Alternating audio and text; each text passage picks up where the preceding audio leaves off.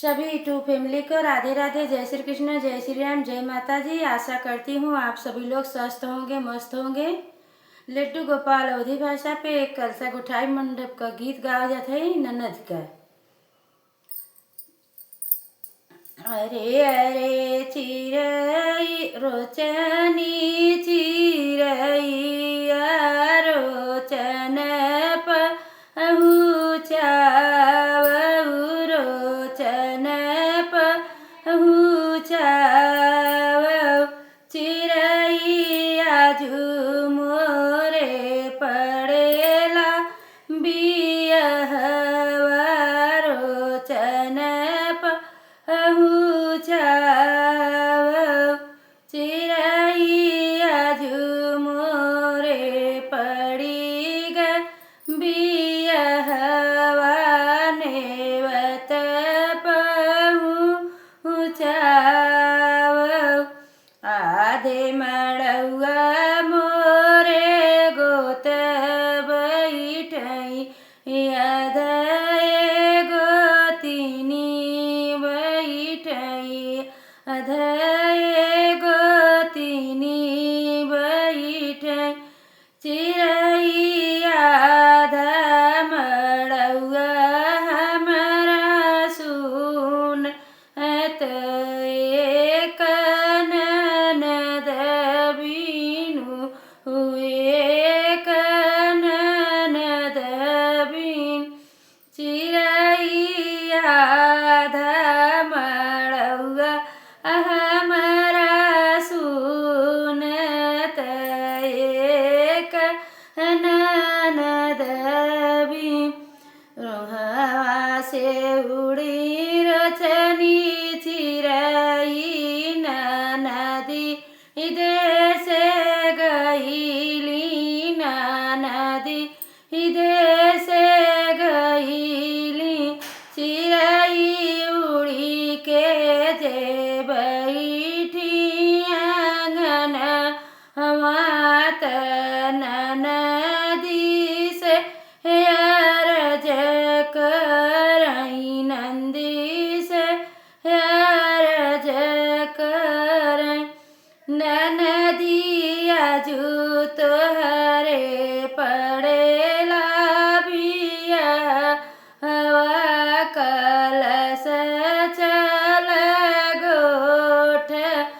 मड़ौआ हमारा सुन मड़ौआ हमारा सुन ननदी भौजी तोहरी रहिया निहारई मड़ौआ न करी सुन मड़ौआ न करी सुन एतनी वचन सुनी ननदी तज दुई तैयारी भई झट से तैयार भई ननदी जाई पहुँची भैया के देशवा अत भैली मड़ौआ ठाड़ी भैली मड़ौआ ठाड़ी भौजी न गज मोतिया खती कलश तोहरा गोठी कलश तोहरा गोठी भौजी न गज मोतिया खती कलश तोहरा गोठी लवटी घरे जाई लवटी घरे जाई बैठौ न मोरिनी ननदी तुही त मोरी ननदी ननदी पियऊ न ठंडा जुड़ा पानी का कलश तू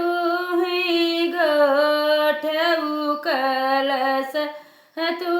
ही गोठऊ ननदी दे भई हम हाथे कई कंगनवा हाथ गले कहरवा अवर गज मोती अवर गज मोती ननदी भरी मुख देऊ आशीषवा बढ़ई दुलहिनी दुल्हा बढ़ई दुलहिनी दुल्हा ननदी भरी मुख देऊ आशीषवा बढ़ई दुलहिनी दुल्हा। कैसा लगा मेरा कलसा गुठाई गीत? आप सभी को अच्छा लगे तो लाइक करना, कमेंट करना, शेयर करना।